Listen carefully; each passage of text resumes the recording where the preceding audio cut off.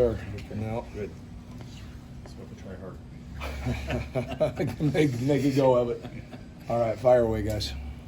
Seems like things, the running game for Notre Dame picked up a little bit in the second half, but in the first half, seems like you guys did a really good job. Are you making progress in that area? I think we are. Obviously, like you said, we want to be more consistent there in the second half and try and get ahead of the chains so that we can create a predictable pass situation and get into some of our good stuff in the pass rush from a D-line standpoint. But there's some things to build on in the first half, without a doubt.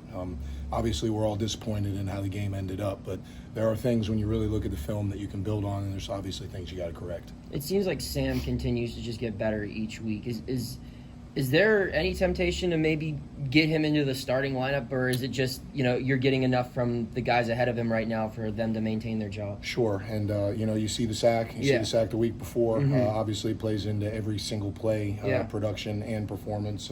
He's doing a great job, and he's getting more reps because of it.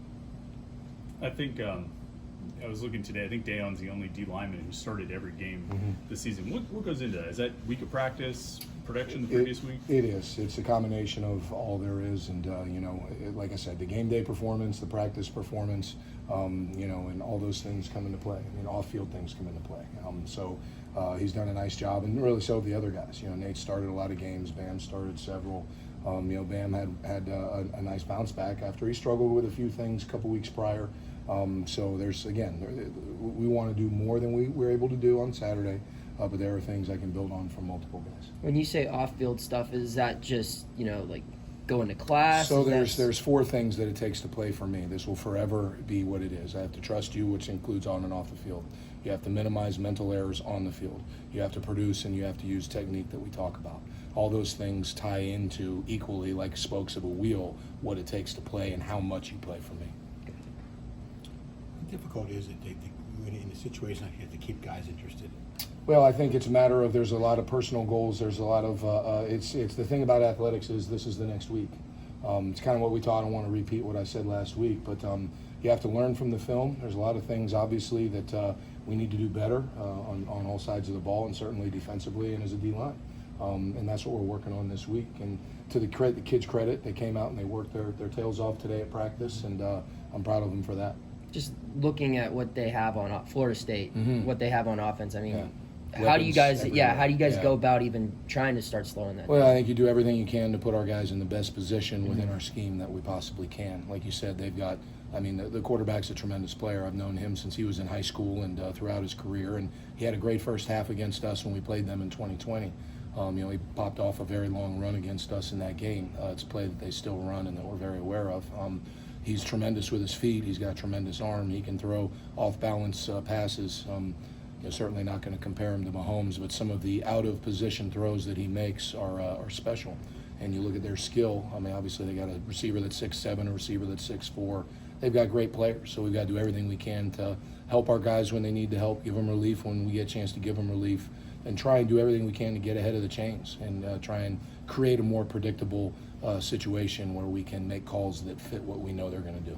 What is special about Mike Norvell's offense, other than the fact that he have great athletes? Well, I think he does a great job of taking plays that hurt you earlier in the year.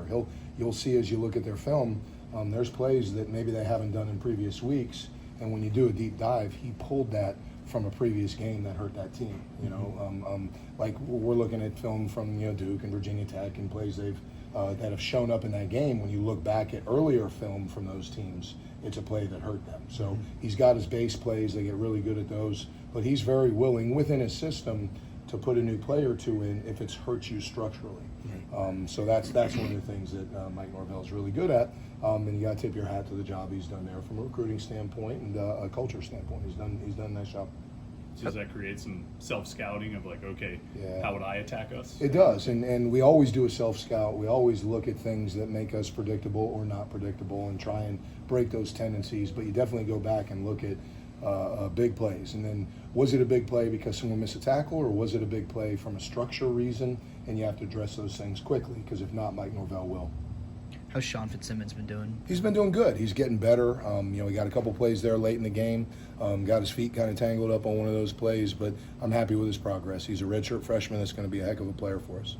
Were you thinking or hoping that some of your young D tackles might be doing more, contributing more at this point in the season? Well, when you have 3 6-year guys with the kind of experience that these guys have, I just want to see progress. I just want to see them continuing to get better, and I feel like the tide is rising, so I'm not disappointed at all.